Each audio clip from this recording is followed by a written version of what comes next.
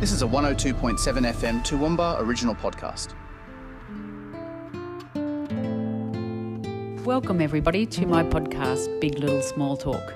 I'm Megan O'Hara-Sullivan and I love to talk, but I also love to listen. If you're new here, welcome. Thanks for joining me today. I hope you enjoy the episode. And we're talking to Denny Edwards today. Welcome to Big Little Small Talk, Denny. Hey, thanks Megan. Thanks for having me. Now, you are a well-known Toowoomba character. You're always at the rallies, you're always doing volunteer work. And what type of work do you do, Denny? You mean as volunteer or who I am as well, a person? that's a good question. So you previously have worked as a social worker, is that correct? Yes, my background is this. I got married when I was 20, just turned 20. I joined the Air Force, 12 years in the Air Force as an electronic technician. I was in Australia for a while and I was overseas. I was connected to Christianity and I became a Christian. And then I went and studied to become a minister 4 years. I moved to Adelaide, where I was involved in ministry for 6 years full time, and 2 years part time. I went back to uni to Flinders and became a social worker, completed a social work degree. Right. So that, in the 2 minutes that you've just told me that, I found out more about you than I've known in probably the 10 years that I've known you. Yeah. So what stimulated the involvement in wanting to become a minister? Did you grow up in a religious family? No. In fact, I was an altar boy at St. Luke's in town. Right. So you But grew up there in was- Toowoomba. You were born and bred here. Yes, Yeah. I was born at a place somewhere in Toowoomba that some people would know. It's in Campbell Street, just down from the Botanical Gardens. A very big house there, now privately owned, but it used to be a maternity hospital. And that's where I was born. Right. And obviously a Catholic family. No, it was a Church of England family. Oh, okay, right. And then what type of religion were you when you were pursuing a pastoral sort of thing? Okay, so I was not, I think I was very wild to some degree. You think or you know? I know. Maybe that's why I like you, do you think? I can So spot the I was wildness. pretty wild. I was overseas and I think I've become wilder. And so I felt that the road I was on was fairly destructive. I had 2 children and a wife. And so I became a vegetarian overseas. And then I went to the Seventh-day Adventist Church, who helped people who wanted to cook vegetarian food. And so I went there for a long time. And then it wasn't the doctrine of the Seventh-day Adventist Church that was interesting to me. It was the connection I had with one of the elders and his connecting with God, not necessarily the church, but his connection with God and how that affected his life and affected his purpose, affected how he worked through life in general, particularly in terms of community and family. Right. Let's go back to the wild part. I know I sort of laughed about it a little bit, but what sort of thing? Tell me about you growing up in Toowoomba. Like, what, were you part of a big family, and where did you fit in that family? I was part of a small family. My second brother, he died when he was about very early, in fact, the first year. And then my second brother was intellectually disabled. And so he wasn't able to hold himself, couldn't speak. And my mother took care of him for the rest of her life until she died very early. And then he was put in a house, which we visited a fair bit. Unfortunately, he died of asphyxiation after swallowing a sandwich when he was 44. So that was pretty sad. Yeah. And what prompted the wildness? And when you say wild, what sort of things were you doing? Were you, riding fast motorbikes or jumping out of aeroplanes or taking drugs or all of the above? I think there was a kind of cautionary statement for me in that particular area. But I will tell this, which will help some people. I suffered from depression all my life. But when I reached about 62 years old, I was still having trouble, and I was diagnosed with bipolar. So I had bipolar 2. And so when I was overseas, I become manic at various times, even though I was in the Air Force. I become manic, so that means that my boundaries in certain areas were not very good morally. And Denny, what prompted the move to become vegetarian? Like, were you trying to regulate your behavior because of your diet? Try and get No, some, no. no? I became a vegetarian for two reasons. One, the main one is that I was a runner. So I used to run for the Air Force in Malaysia, and we used to have competitions against locals as well as Singaporeans. We used to have a run that used to run around the island. So we used to run probably 4.5 miles each in competition with. And so at that time, there was a lot of world athletes who were vegetarians. The other thing that was instrumental was that in Malaysia, where I was at the time, meat had a questionable status about it because of TB. And so we started to look at not eating meat because of that very reason. And so then I found that suited me. That's my diet. So I've been on that for 40 years. Right, yeah, very much before your time, I would imagine. And Yeah. I can't imagine how hot it was running around in Malaysia. You would have lost your body weight in sweat, I would imagine. Yeah. So you've always been this pretty incredible athlete, haven't you? Like in Uh, your later. I question the word incredible, Oh, but have you not been playing hockey for the Masters? yeah, I've been playing hockey. I played hockey when I was 15, 16, but I took it up when I was 71 Right. and maybe 70. I took it up again. So I played in Masters hockey and normal, if you want to call it normal hockey, at Glenvale for the last 2 or 3 years until I had my accident. Okay, well, I want to get on to that because you've been through a pretty incredible, I don't know whether you'd call it life-changing health scare for someone who's been very healthy all their life. So tell me what happened and at what stage. You had a major brain bleed. So before I get into that, I want to tell you something else that was really important to me. At 71, I took up scuba diving. Oh, And so I got my certificates, both open and advanced. I just got a certificate for diving with a nitrox, which is a certain type of gas. And I have a certificate to dive to 40 meters. And so I've done 36 dives, both in Indonesia and in the Philippines, which I still love to do, but I'm not sure where that's going to go. okay. Well, before we go off that topic, then, what sort of stimulated your desire to do a diving certificate? I love the water, and I thought I should look at that in a more serious manner. And so I decided to go to Bali, and then I went to an island off the coast of Bali called Tawangan, which has a really great dive resort. And I went there, and I've been there probably 3 years in a row. And so it just drew me in, and I just love it. I just Right. love it. The beauty and the aesthetic Oh of yeah, like you should see some of those shots, of micro dives where and turtles. The last time in the Philippines, I went to an island, small island of Cebu called Matapascua, and I dived with thresher sharks. So it's just unbelievable. and completely other world, isn't it? It's a great other world. It's Yeah, like I yeah, just hope I'm able to get back. yeah. So life begins at 70. That might be your word of advice. So tell me about what happened when you had, where were you? And Okay, so I was on blood pressure tablets, only for mild blood pressure. And what happened was I collapsed in the shower. I was living by myself.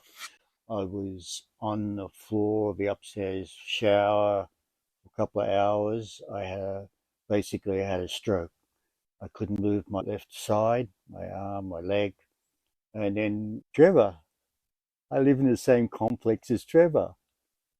Trevor, what? Counsellor.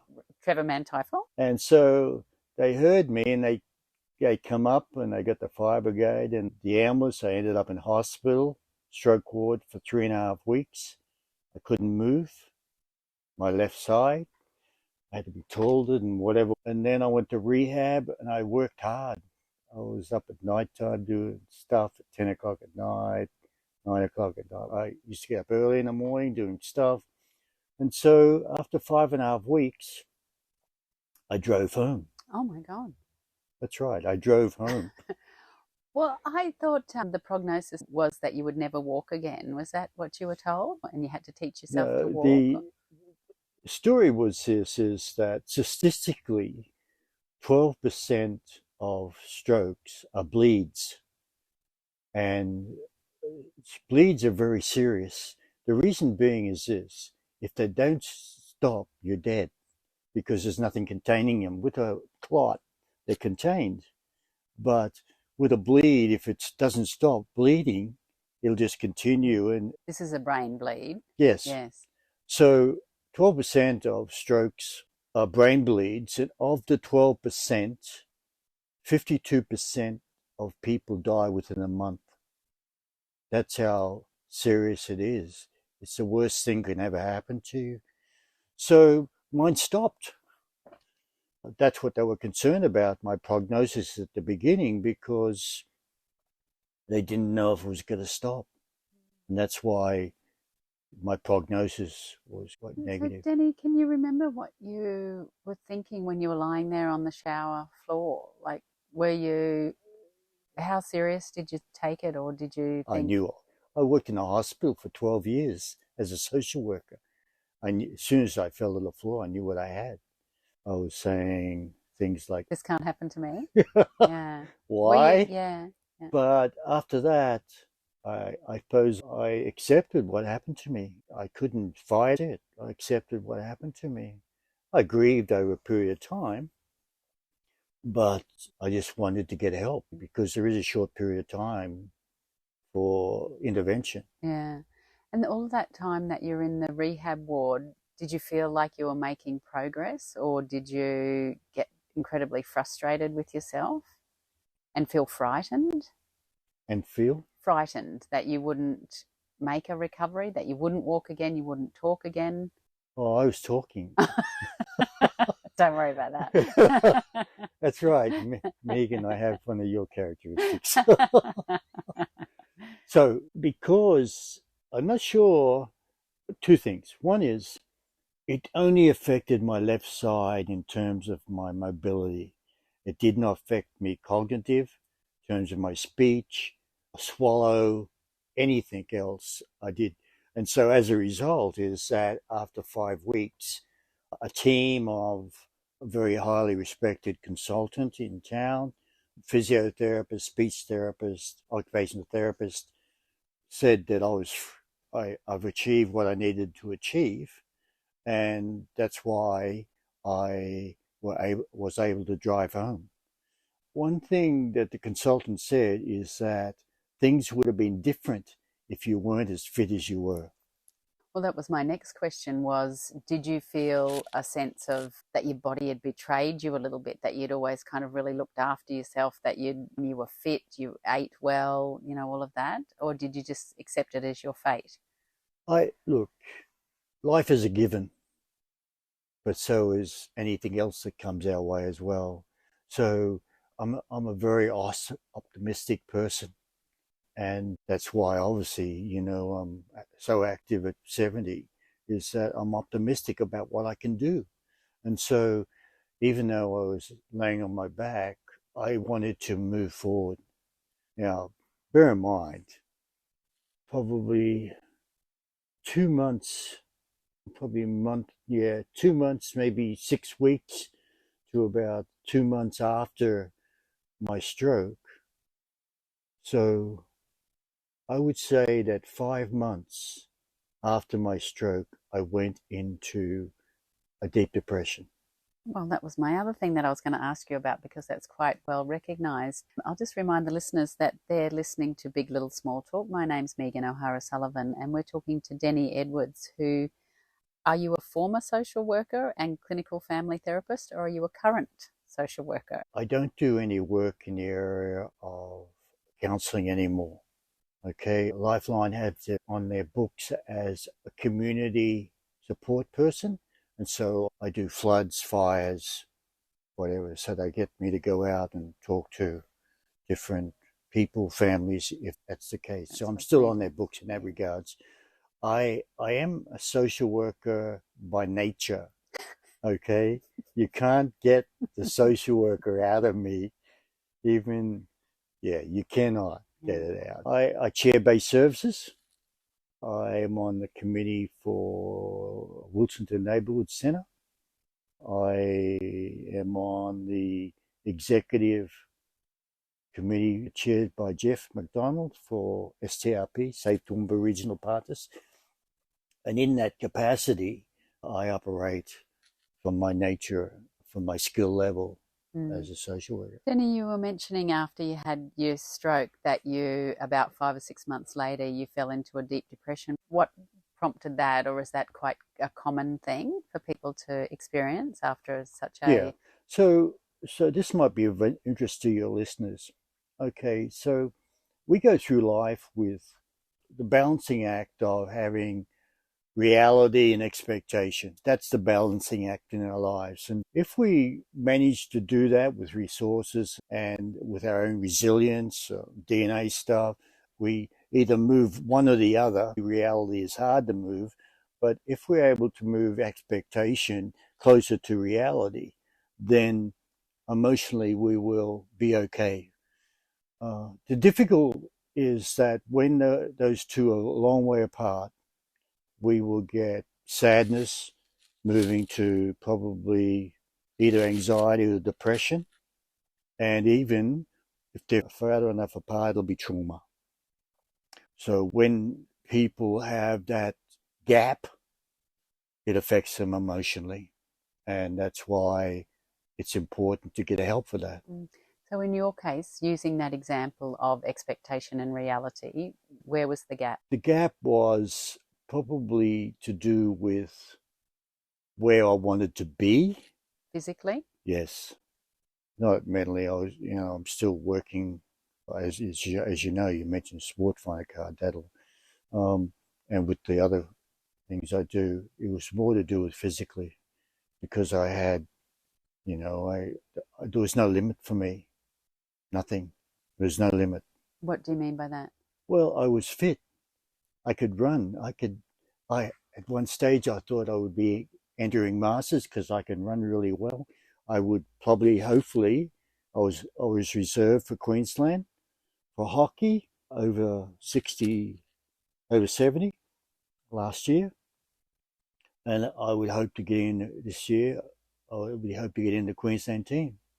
So all that is kind of like, I don't know if I'm going to run again. Right.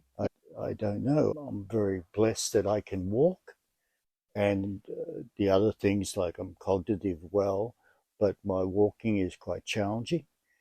But it's early days. It's only been 7 months. But statistics say that I've really recovered 80% of how far I'll get. And Denny, you mentioned earlier about your bipolar. So how did that play into all of this? Does that, having the stroke, does that then make the bipolar more unmanageable, or what? How does that all work together? I have bipolar 2. The difference between bipolar 1 and bipolar 2 is the extremity of the swings. With 1, there's a high manic, and it goes down to depressive. It doesn't mean it just goes. That could work over 2 days, 1 week, 1 month.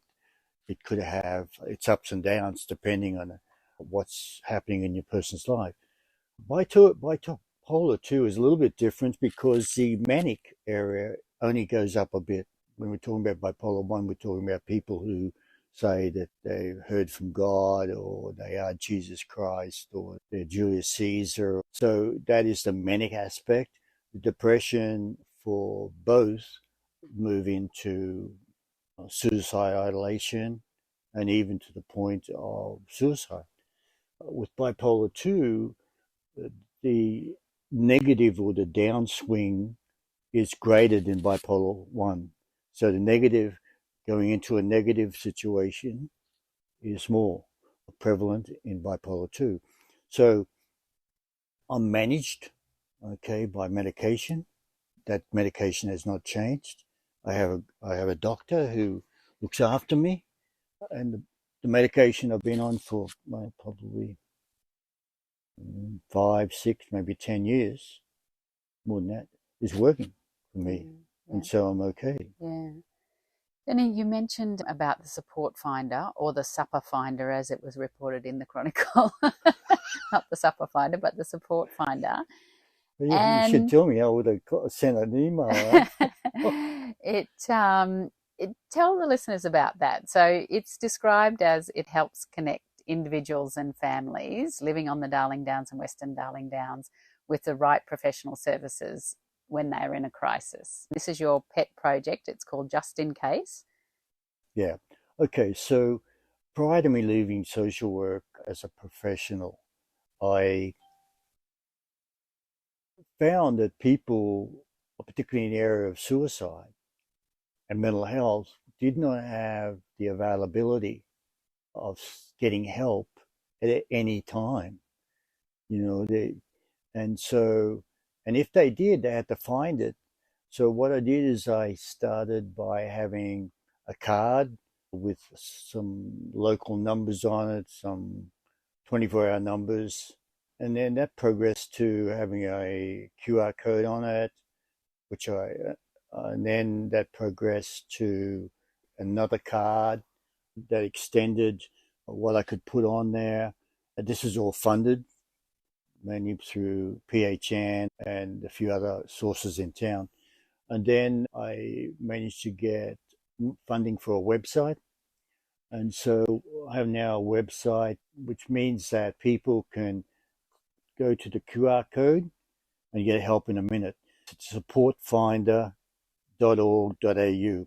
So what that means is that 3 o'clock in the morning, 2 o'clock in the afternoon, 6 o'clock in the morning, whatever, a person could get on there, choose what they need under mail, the area, and then there'll be a drop down that will give you areas where you're able to connect to.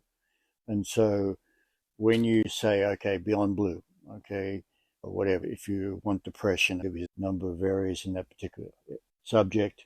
And so if you just tap on Beyond Blue, you'll get a drop down. You can push the phone number, it'll automatically ring it. And if you need psychoeducation or some information about someone who has depression that you can have to help them, you'll be able to go to their website by just pushing on their website. It's not just depression, it's things like domestic violence and housing and migrant support and things like that, isn't it? It covers probably, I'd say, about 15 to 20 areas. Yeah, mental health, as you said, domestic violence, trauma, anxiety, depression, housing. Yeah, there's things on there for police. You can contact police, and the website it's a great website. Police website is a great website. So the advantage of the support finder is that it reduces only having one option.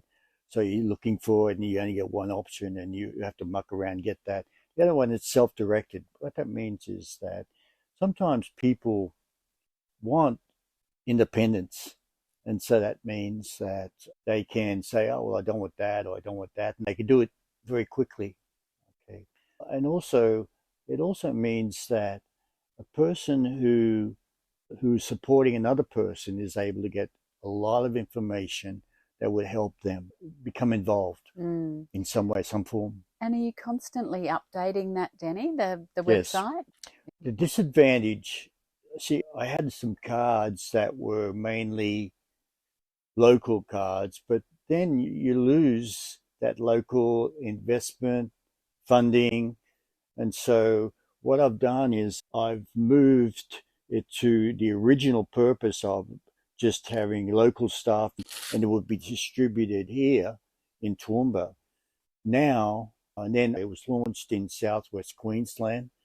probably a year and a half ago by the district directors of police and the mayors. And so that has a circulation in that particular area. But what I've done now is that this card can be used anywhere in Queensland, anywhere. Doesn't matter where you are. If you've got a phone, you've got access. Yeah, you can find Support Finder. So, Denny, I'm not sure how you feel about talking about this. You had a son who may have needed this sort of service. Can you tell me about that? I can, but I'll have some restrictions on that. Okay, my son had an addiction. I'd suggest he probably had some of the stuff that happened to me in terms of, and there's a number of reasons why he had that addiction. And he just got to the stage where, like most people who move in a direction of self-harm, you start to cut off support. I mean, that's the standard, is that you do that because, and the reason being, and people might be interested in this, the reason they cut off is because no one can solve their problem. And they've heard lots of stuff and they've tried to find a solution themselves. And then they get this stage where they feel that solving a problem is not related to losing their life. Tell me some more about that. What do you mean by that? Well, so it's an irrational decision. So what I mean by that is, in a balanced understanding of life, you would not think that taking your life would solve your problem. But that's the end result of a person who moves to suicide, is that they've removed any support and they become happy. Hard to believe, but people become happy at the end because they've solved the problem.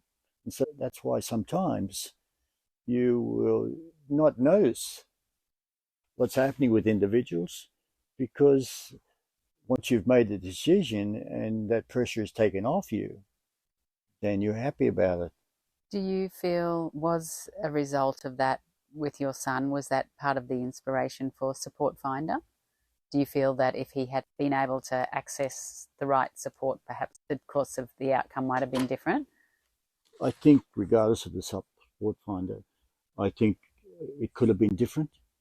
I could tell you more about that, but I don't think that would be of interest. What drove me to look at Support Finder is that we all have a narrative, a story about our lives. And when we move into a negative story, sometimes it's very imbalanced because it's driven by negative statements, either internally from our life in the past, which is depressive processes, or it is triggered by the things around us and what happened, our inability to deal with them. So when we have that negative narrative, it's important to get a balanced perspective on it. It's important to get someone to check that narrative out. Okay, so hey, this is what's happening. Well, have you thought about this? Have you thought about this? Or have you considered this? So that's the basis of the Support Finder, is to challenge narratives, because it's not to just connect with someone who's going to support me. It's to do with that person's going to challenge my narrative. And if they challenge my narrative, that means then there's a possible different outlook. And so psychologically, how that process works is we think, we feel, and behave. That's it. That's the basic process. So depending on our thinking, we will feel and then behave accordingly. So if we change our thinking, we'll get a different feeling and get a different outcome. So that's why narratives, which are cognitive based, need to be changed or challenged. Denny, I saw you the other night at the domestic violence rally at GIPS that had been organised by Protea Place. And there's been a fair bit of commentary about, what's the answer? Is domestic violence on the rise? Is it more people just recognising what the signs of coercive behaviour? And that sort of thing. What is your feeling? Like, I hear you talking about your feelings and recognizing and checking your narrative as a man. Do you think that there's a problem with the way we're raising boys, or what is happening? Okay, so I have some thoughts about this. Okay, you'll hear some things in the future about this in terms of my involvement, but I spoke to a friend of mine who is a person from another country, from India, and I asked him, "Do you have violence? In your religion, do you have any violence?" He said, "No, we don't have any violence because we have our culture of respect for centuries." And so that in itself is a problem because that's what's lacking in our society. But I'm not sure how we're going to change that. So um, the the the expectation around domestic violence at the moment is that there is a focus on the justice system to correct it. And so what that means is that if you're a bad boy, we're going to fix it. Okay. Which means that it's left to the justice system to regulate this process. Now, any man his dog has read anything is that's impossible. It's an impossible task. So there has to be a move, which is going to happen. Mark my words, because I know there is going to be a move that will be driven by state, local government, police, practitioners, and community. So it'll be a whole of entity. It'll be a whole of community approach. And that I would suggest you'll hear about that within next 2 months. Yes, I'm not saying that I don't believe that it will happen, but I just think, how do we stop blokes? And I know that people say it's not just men who are the perpetrators of domestic violence, and there are women, that is true, but the large majority it's men beating and whatever their intimate partners. The person that's supposed to be their protector is the person that is harming them. And why are women allowing coercive control and being disrespected? But then I look at the likes of Kyle Sandilands and people like that on the radio, and the way that they talk about women. I know. That's right. And if you just go to Facebook and then all of a sudden you've got this stupid thing on there that really degrades women. Mm. We have a cultural problem, a massive cultural problem. Mm. So I'm not sure how that can be affected. Like I was talking to, you know who I was talking to if I mention his name, but he said on TikTok, it's terrible. It is terrible. And so if we offer uh, if those who are looking for that type of narrative to support their current thinking and become part of that cultural group, then how can we stop that? How can we? Well, that's what I say, with all the government intervention and all of us rallying and whatever, what difference does it make in the home of people, when things start to go wrong? Listen, I work with domestic violence. I helped a couple of people over a period of time, 3 or 4, maybe 5 or 6, get out of domestic violence. But there is that in itself in terms of the willingness of women. I know that when the Not Now, Not Ever or whatever report came out a fair few years ago, I was at the launch of that, and I thought, how would I, if I was fleeing a violent husband, I've got 5 children, I've got, reasonable method of supporting myself, but I couldn't, where would I go to? Where would I go? There's always a place at my place, Megan. Well, I mean, quite seriously, like, women can't go because a lot of the time they don't have the money, and there's a lot of other factors. They want their kids to have contact with their father, and it's not as simple as saying those women should get up and go. Yeah, so I don't believe that, and I want to make it very clear that this is not a woman problem. It's a male problem. in the main. And when I said what I said before, I want that very clear. Just because a woman doesn't have the resilience or the wherewithal to protect herself, it doesn't make her any less than a victim. So that has to be clear.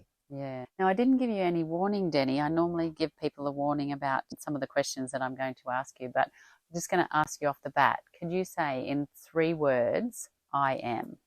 It's hard to say 3 words. What are the 3 words they're going to put on your gravestone? Resilient, introspective. So without a doubt, I am an advocate. I could write a sentence about my advocacy in terms of justice and fairness. So that is a catchphrase for me. Justice. I am tenacious. I am tenacious. I am optimistic. Optimistic. I like it. And what about the last time you looked in the mirror? What did you think? I smiled. For what reason? You handsome devil, you. No, I said, get out of my road. I like it. Denny, are you a fan of the royal family? Any royals? Do you have a favourite royal? No. No. I'm not. Not interested? No. Okay. And what's the song that can't keep you off the dance floor? Oh, wow. You should have asked me earlier. There's so many songs That's in all right. my We can head. cut out all of the parts that you're thinking. If you're going to sing karaoke, are you a karaoke man? No, but my wife is. Well, while you're thinking about your answer, you've got a big family of grandchildren and great-grandchildren. Yeah. What number are we up to there? You spend a lot of time with them, don't you? 9. You're very proud. Grandchildren? No. Great-grandchildren? I have 9 great-grandchildren. How beautiful. 4. Well, 5. A distant 5, but 4 close grandchildren. Yeah. And I have a daughter. Lovely. Yeah. And one other question I did want to ask you is, how did you get the name Denny? Oh, that's really interesting. Okay. So what happened is I was born Dennis. And so when I graduated from Flinders, I looked at that in the context that it's almost like a Macbeth. And a Y on the end makes a name much more fluid, friendly, whatever, like Jenny, Cherry, whatever. Okay. So I thought that rather than go Dennis, I thought I'd go Denny. And so I did that now, 30 years ago. And that's how it changed. Yeah, changed that. Do you feel that a bit like Susan Lee, adding the extra S for numerology purposes? Do you think calling yourself Denny, did that soften the way the world saw you? Oh, I don't think the name softened me. So softened how it is that I think that it was probably a more to do with a conversational process rather than softened me. I think Denny is a more softer. To me, that's why I've changed it. I mean, I don't know who your listeners are, but they could probably debate that if they wanted to, but I won't change it. So have you thought of the song that can't keep you off the dance floor? Listen, I have so many songs. That's what I do a lot. I just listen to so many songs. Forget the dancing part. Just give me the song. Give me a song. Any song. Oh, so many songs. The song is Forever You and Me. It's by the Tasky Brothers. Now, many people don't know who the Tasky Brothers are. They are international musicians. They tour the world.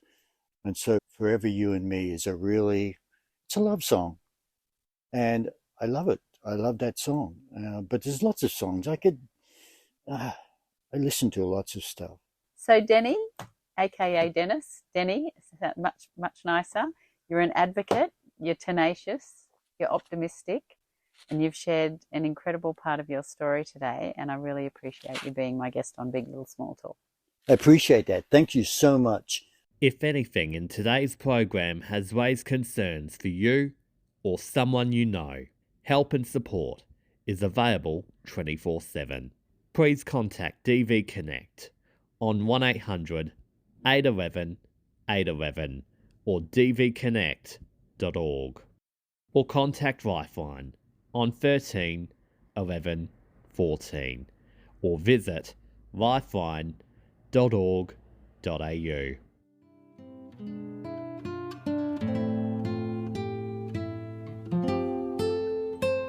That's it for this week. Thanks for joining me on Big Little Small Talk. I hope you can make the time to join me next week. If you've enjoyed this episode, please subscribe on your favourite podcast app. You've been listening to a 102.7 FM Toowoomba original podcast.